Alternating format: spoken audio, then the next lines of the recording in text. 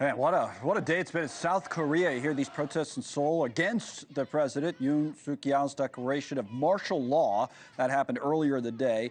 South Korea, though, has its own checks and balances. The parliament ended up stepping in and said, hold on a second here, and voted to defy the president and the decree. Yoon saying he will honor parliament's vote and he will lift the declaration, the martial law. So what's going on? Well, President Yoon used his powers to eliminate what he says are anti-state forces in the government, struggling against scandals and growing political opposition politically at home. This is, for context, the first time that martial law has been imposed in South Korea in 4 decades. And let's bring Kayla Orta in on this, a senior associate for Korean history and public policy at the Wilson Center. All right. Speaking of context, Kayla, maybe we just start 30,000 feet. Can you tell us what is really going on here? What are the motivations on both sides? What led to today? Yes, of course. This is very shocking news. This is a very, as you mentioned, unprecedented development in the past 4 decades. South Korea has not had martial law since the 1980s, and even moreover, since 1987, since the democratization movement in South Korea, Korea has been a thriving and well-established democracy. So this news of South Korean President Yoon Suk Yeol establishing an emergency martial law came as quite a shock to many in South Korea late Monday night, our time this morning, and obviously been watching it very closely. It's very concerning, especially since Yoon Suk Yeol had accused the opposition party of, as you mentioned, anti-state activities, and had vowed to eradicate pro-North Korean forces and protect constitutional democracy. This is quite concerning, given, obviously this is, as I mentioned, the unprecedented nature of it. Yeah, North Korean forces or in his own government is what he sees. And the parliament then comes in and says, hold on, this is not the direction we want to go. What about us? Why does it matter to us? Well, here's what they said at the State Department spokesperson earlier today.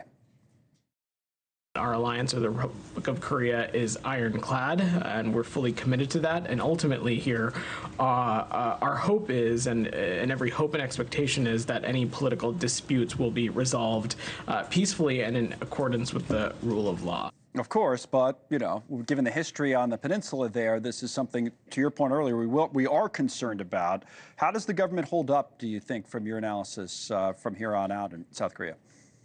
Yes. Well, look, this is really important because the U.S. does share a very strong and very important security alliance with South Korea and the region. And honestly, this is a domestic situation, which also adds to the concern here, the future of engagement in the region, and particularly with the peninsula. So what we're really seeing right now is probably a strong indication of how frustrated and honestly threatened President Yoon Suk Yeol has felt in this recent past few months. In particular, he won the presidency in 2022 by less than 1% of the vote. And then earlier this year, the National Assembly elections didn't go in his favor, seeing it uncontestedly falling toward the opposition party, the Democratic People's Party, the Democratic Party. And so this was quite concerning for his administration, which lost hold in that ability to engage in domestic politics in particular. As far as we know, does he have North Korean sympathizers in his own government? Is there anything to what he's saying as far as we know? Or?